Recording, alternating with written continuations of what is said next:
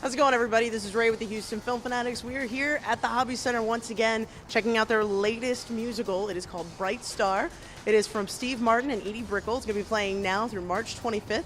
And we are going to head inside, talk to some of the cast members, and see what they have to say about the show. So let's head inside and see. How's it going, everybody? This is Ray with the Houston Film Fanatics and iHeartRadio. We are here talking with Patrick Cummings. You are in the brand new show, Bright Star, playing at the Hobby Center. Now, tell me a little bit about the show for people that have no idea what the show is. Ooh, it's tough to describe. I guess in short, it's a sweeping tale of a real piece of Americana. You know, you follow people just post World War I and then post World War II, and you see how things have changed, but not changed, and that's. Yeah, I guess in a nutshell, that's it. Yeah. You know, I like that you say that because I was watching the show last night and it had a very "This Is Us" vibe where you're kind of going back and forth in time. I was like, oh, that's so great. It's really cool. Yeah. I like that. That's the most enjoyable part. Playing, you know, like the younger characters is so fun because, you know, walking around daily life, you should be acting like a mature adult, but it's complete license to just sort of be goofy, and immature is, let's be honest, way more fun than acting mature, right? Well, you definitely look like you're having a ton of fun up there. Now tell us about your character in the show. So his name is Jimmy Ray Dobbs, the son of the mayor.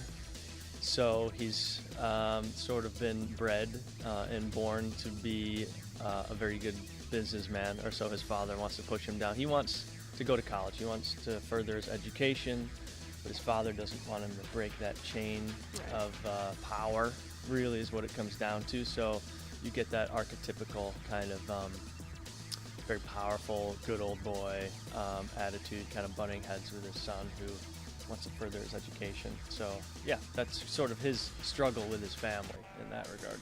Now, well, this was my first time seeing the show. I loved it. It took me places I didn't know we were going, so that was fun. When you first read the script for this, what was going through your mind? A lot. I can imagine.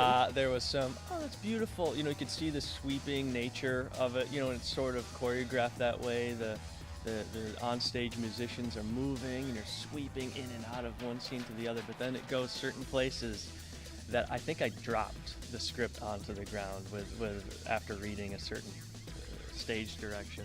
Certain things that occur. I promise you, things are going to happen in the show that you are not expecting. Yeah. That was the best thing about being in the audience watching this, is hearing the reactions of everybody around me. I mean, there was literally when she dropped her playbill and just like, I don't know, her husband didn't know what to do with it. She was very alarmed, but it's very, very fun, very, very good to watch. Again, you talk about the sweeping nature of the show.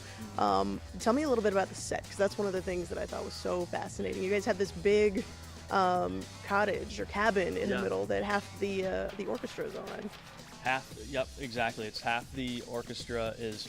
They're kind of they're in costume. They're part of the show. We don't hide that. It's a very minimalist concept, and the cabin will rotate and sweep around and move just depending on what scene we're in and what setting and what time, and so you get to see them jam out.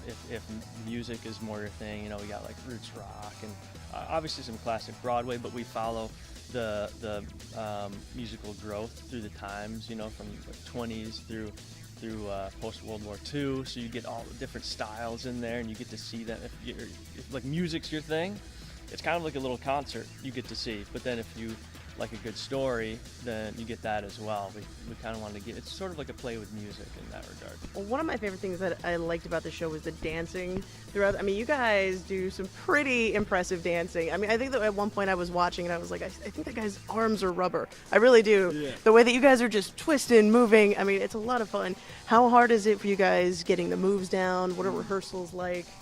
Yeah, pretty. Josh Rhodes, who's a fantastic choreographer, he's the sweetest guy that secretly is like a bit of a slave driver, but he just knows what's right and what doesn't look good. But I mean, how many shows you get to see that people are doing an Appalachian clog stomp dance, right? I can't think of I've really. never heard of it before I did this, but YouTube some videos. It's actually an amazing dance form that is dying off or may be gone for all we know. You know. It's a very, very creative show. It's a different feel for what we're used to seeing on Broadway, which I like. Mm-hmm. what is the one thing you want people to take away from this show? The one thing I want people to take away, I mean, there's a lot. You know, we all bring our own backstory to shows. I guess redemption. You know, that optimism. Each one of these characters has been through some very trying things, and they never wallow in their past circumstances. They keep trudging forward through the mud, and they remain optimistic throughout. I think that is really the theme for every single character, is they push forward and don't let the past drag them down, you know. Well, it is a fantastic show. You do a fantastic job in the show. Kind of you. You guys need to get down here, come to the Hobby Center, check out Bright Star. You will not be disappointed. Patrick, thank you so much for talking with us today. I really, really appreciate it. Thanks for having me. Absolutely. Well, there you have it. I also want to give another special thank you to Patrick for talking with us today. He was fantastic, and you are going to love him in this show. So head down to the Hobby Center, come and see Bright Star. Steve Martin, Edie Brickle, they have put together a really, really cool show for you guys. Lots of twists and turns. And you know what else is really cool? This is the only show that I've been to where they have a regularly working locomotive train that goes back and forth across the stage. You'll see why that's important. I promise you, it's pretty cool. So definitely come on, check out Bright Star. You can get tickets. They're on sale now, tuts.com. And again, you've got until the 25th. Come on down, watch this show. We'll see you here next time. Thanks for watching, guys. This is Ray with the Houston Film Fanatics, and have a good one.